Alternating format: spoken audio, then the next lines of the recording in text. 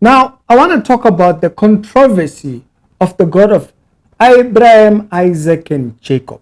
You guys might have heard these words, and you might be like, okay, Ricky, what controversy are you talking about? I'm talking about how different groups of people use it differently. But I want to also give a revelation of what the true intention of that is. Just in simple terms, I'm going to highlight it in here. But I also want to first of all highlight who mostly likes using this particular term. First of all, when people hear the God of Abraham, Isaac, and Jacob, Pan-Africanist people like to use it, first group, they like to use it to say, hey, you guys are worshiping ancestors as well. Or you're referencing to ancestors because these people are not alive.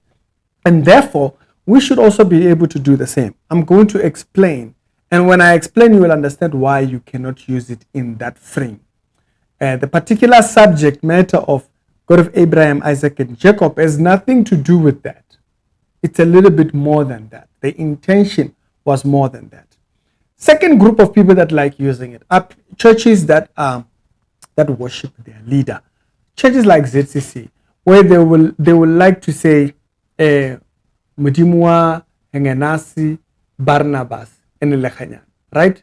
So they will use it within that frame and say, these are just figures by which we believed, basically. At ZCC, they like using that particular term. Now, even in that case, I want to show why that framework does not work with the intention of the one that you see in the Bible. Okay? And so I hope that gives you an example. The third one is the spiritual father idea and stuff like that. And so when they hear the God of Abraham, Isaac, and Jacob, they thinking spiritual fathers and so forth. And the whole fathers of the faith. If you're thinking like that, you are thinking wrong. You can't be a father of something that didn't come from you. Okay. Yes. The Bible says this particular faith that we are of, it's from Jesus. And so how are you fathering what is Jesus? And so that doesn't make sense. You are not making sense. You are not making sense. So if you think about this particular subject within those two frames, within these three frames, I want to show you why you are wrong. First of all, what was the intention of this wording? Abraham, Isaac, and Jacob. Now you'll remember the Bible does say Abraham, the father of faith. The father of faith. Basically what he's referencing is that when you want an example of the origin of our faith, Abraham is a picture of it. Okay? So when God wanted to show what salvation is about, he used Abraham. He pulled Abraham out of his family. Your family is an idol worship. I'm pulling you out to be sanctified, to be separate. So Abraham is a father of faith because of that. It's a pull out from idolatry into things. So how are you fathering? Do you see that? That also creates a problem from that third group also. So Abraham was an example of that. So we don't need you to be that. Okay? These people that keep labeling people like Adepoye and all these people and all these older guys, Kenneth Copeland, labeling these people as fathers of faith, you are confused. Okay? When it said that about Abraham, it meant something. Remember, Abraham is through whom Israel is going to come. And Israel is going to be a display of what relationship with God looks like. Okay? And so it wasn't just because it's a father. No, it meant something. So stop using that term for your pastor. It's not something you want him to pick himself up. You don't want him to be proud about that thing. It's not a good thing. That particular thing was actually it's actually fitting for Abraham because the faith is going to come from him. The same way in Genesis, the Bible references Eve as the mother of all men. Okay, the mother of all mankind is because through her or through the birth that comes from her, all of mankind is going to come. So therefore, that particular. So the frame, the wording, it's fitting for him. Right. Now, that's enough explanation for that. And so you can't use that particular thing. Abraham was through whom God was going to display what relationship looks like. So why then does it say Abraham, Isaac, and Jacob? And why you shouldn't replace it to anything else or to try and make it mean something else? Why you can't replace the names to fit your version of spiritual fathers, and why you shouldn't do that?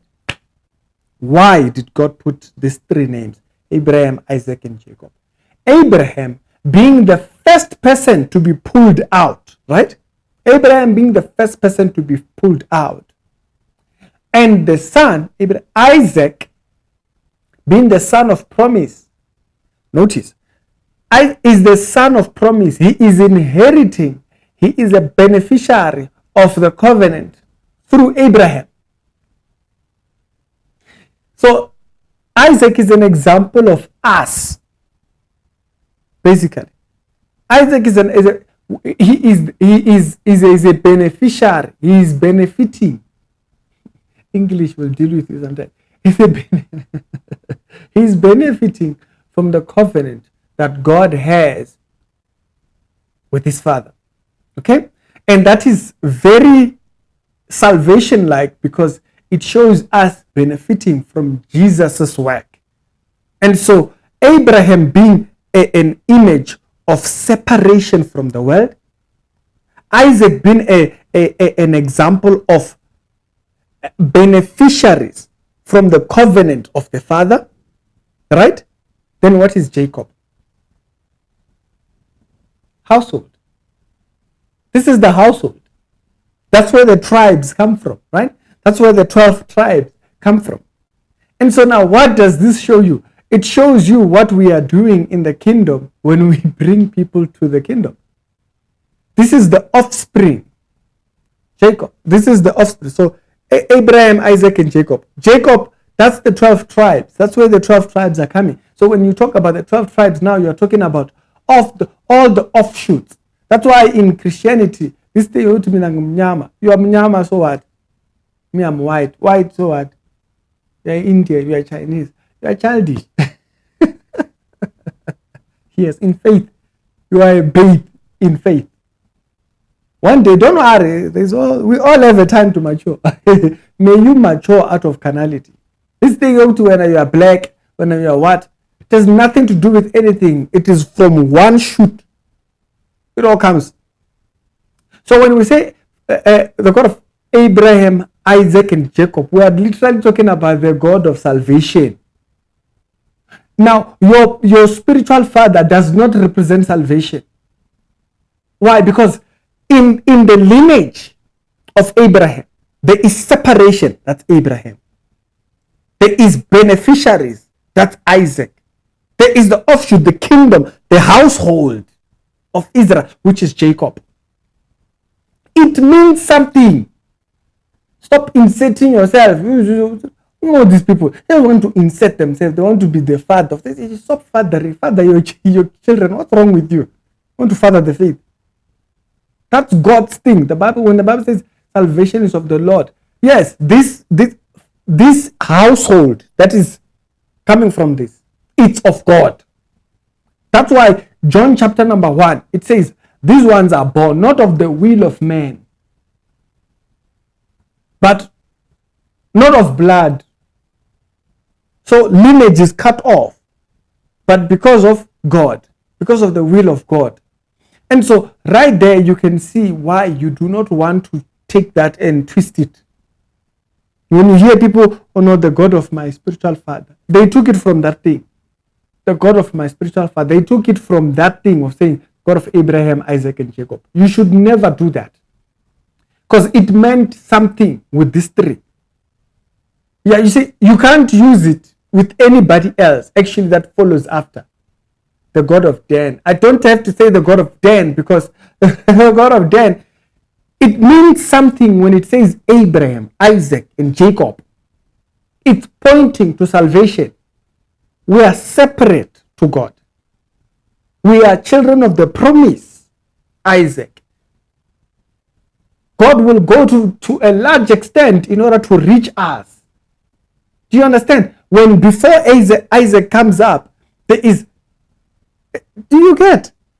When we were speaking with Aspalisa, there is a point that I mentioned in there when we were speaking about the subject matter that a lot of people might not purely see. Like for instance, the Pharaoh thing.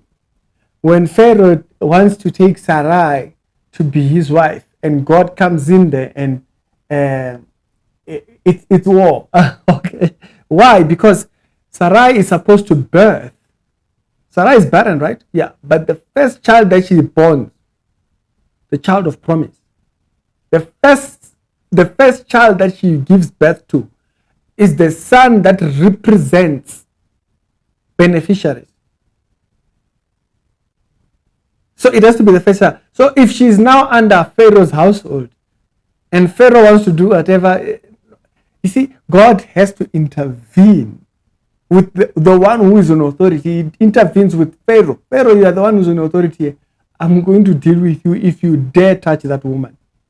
You see, God is not even coming to Abraham. Abraham is not in authority here. Let me deal with the one who is. If you are going to get in the way of the child of promise, I'll deal with you. It means something. If you're going to interfere with my plans, deal with you. So that's what it means. It holds a very strong meaning.